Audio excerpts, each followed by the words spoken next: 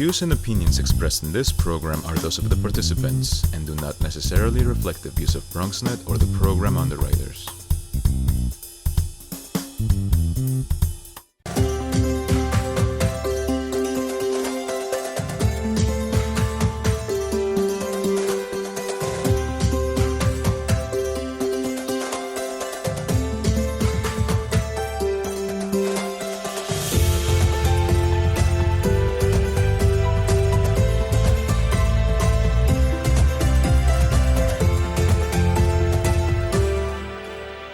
Everyone, and welcome to another episode of Meetings with the Minds in partnership with BronxNet Television.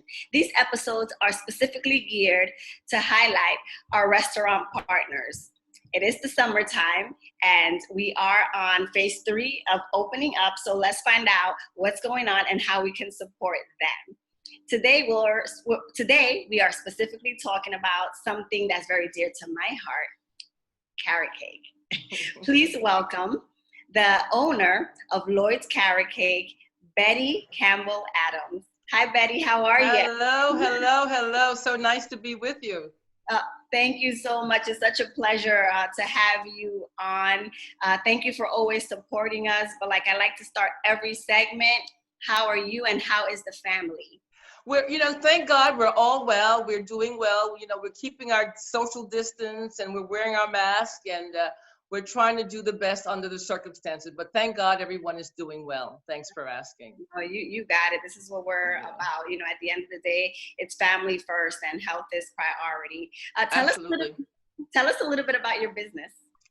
Well, Lloyd's Carrot Cake is a 38-year-old business that was started back in East Harlem, in my father's sort of basement of my father's building. My husband had this recipe that ails from the Virgin Islands, from St. Thomas. It was his grandmother's, and he held on to it. I don't know why. I mean, I never asked him why he held on to that recipe, but he did, and did some changes to it to sort of signaturize, if you will, his own thing. And while he used to play basketball with his friends during the summer, after the games, they would come to his apartment and he would bake for them. And there is where and I always say this, that's where the seed was planted that he ought to do something with that recipe. And in fact, when we got together, when we were dating, he said to me, I'm going to bake. And I'm like, what? You're going to bake it. Because I never saw him as a baker. And he said he would. And, that was, I was there to support him in that. And that's how we really got started. He had a couple of restaurants that he sort of sampled the recipe with. And they liked it and, decided that they would carry it. And so that's how it was really formed. The business model back then originally was supposed to be a wholesale. So we were just distributing to restaurants and local restaurants, if you will. But when the space in Riverdale became available, because after a while, we really needed a bigger space to bake, and the Riverdale space became available, and we took it right away. And as people would pass by and, they would get a whiff of the aroma and started asking about, selling retail. And so that's how the retail began. But originally it was a wholesale business model. So he baked, and at what point did you decide, I could do the business? Did you have any business background, or you kind of just Well, you know what's funny? I always wanted to be in business. In fact, my background is in communication. I was the director of marketing at Time Warner Cable for quite a number of years. So, my business experience was honed then. But what happened is that a few years ago, I think back in 2008, there was a major downsize to the company. And that happened a year after my husband passed. So, it was just a natural transition for me to just sort of step into something that I was already working with. I would help him out when I came home from work. And so the transition was pretty easy to make. No, what a blessing it is to work in partnership with someone, and you're able to continue their legacy and bring it to the next level, which is what you've done. You spoke about, of course, we know what happened in 2008, and now we're dealing with a whole nother dilemma, which is the challenges of COVID-19. What was the most challenging part for you? Well, I got a little concerned because most of the restaurants that we were dealing with were going to be closing. And I thought to myself, oh my goodness, so they're closing. And I called one of my assembly person and I said, listen, I know the governor just said, all non-essential businesses have to close. Where does that put me? And he assured me that I was able to remain open because we were takeout. There's no sit down. And so that was a little reassuring for me. Was that but I had to reduce some of our employee hours. Okay. Was that immediate for you, like just an immediate transition, or did you have to halt business for a week or two? No, it was an immediate transition. What I did is I sort of reduced some of the employee hours, and I started alternating days. So one person would come in on one day and the other person will skip and come in the next day, just to sort of have them employed and still maintain sort of, maintain the business going. But what happened is that the following weeks, the retail picked up to the point where I really needed to bring them back, which was really good for me and for them, obviously. Yeah. Right. That's fantastic. This is definitely a remarkable story compared to so many that didn't have this opportunity. I also wanted to ask you, since the business kept going, did you apply for any SBA or PPPs that you needed? I did. We applied for the PPP because it helped me sort of do a couple of innovative things. We were able to connect with Uber Eats, and we started distributing through them. We also connected with Goldbelly to do national distribution. That just came out recently. So we're distributing cakes nationally through our partner Goldbelly. And all, the PPP helped us do that. Okay. Oh my goodness, that's great, because we've also spoken to a couple of people that are in business and this was also a time for them to expand, think outside the box. So it gave you the opportunity to now go national, right? Absolutely, and we did that. In fact, we send out about 100 cakes a week through our Goldbelly partner. Nice. Are you doing this in all 50 states, or are you starting with a couple of states? No, they're all over. They've gone to California, Indiana, Arkansas. It's, wherever the customer wanted, we get it out. FedEx will get it to them. How did you find out about Goldbelly? I've never heard. My son was the one instrumental. He had some connections with somebody who knew about Goldbelly, and that's how they connected him. So he was the one, that was instrumental in getting that partnership going.